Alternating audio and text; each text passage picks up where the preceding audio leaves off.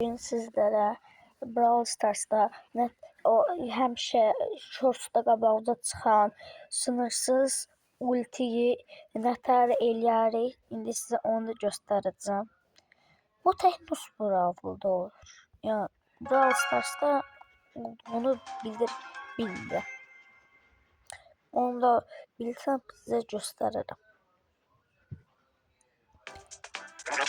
Bir abone atıp like atın ne olur. Abone olun.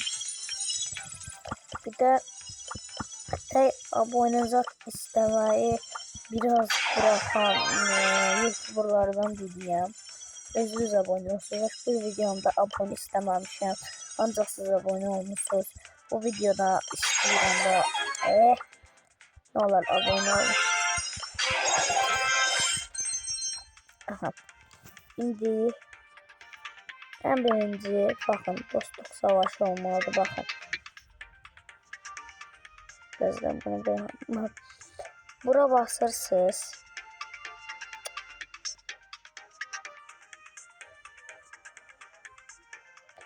Bakın burada. Sonra bura basırsınız. Ay yok bura. Altıma basırsınız. Dostluk savaşı olan yere. Sonra bura basırsınız. Sonra burada istediğiniz modu seçebilirsiniz. Ben tek hesaplaşmada oynayacağım. Şimdi bakın. Buralar çok lazımlıdır. Bura basırsınız. Burada bu var. Buna basırsınız. Bunu açırsınız.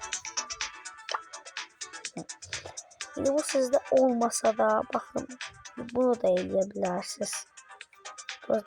Gözleyin Hano. Aha. O sizde olmasa bunu da eleyin. De bunu da atsın. Şimdi gelin. Biraz eyle.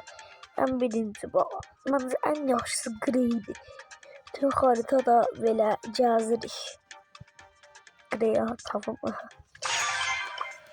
Haritada belə gəzəcəyik. İndi görəsiniz. Təzədən deyirəm, nə olar abunə olun. Görürsünüz. Bu.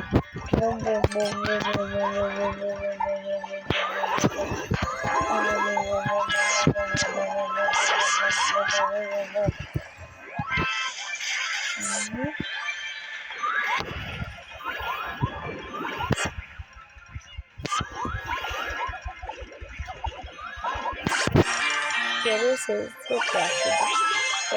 Görüşmek üzere. Bye bye.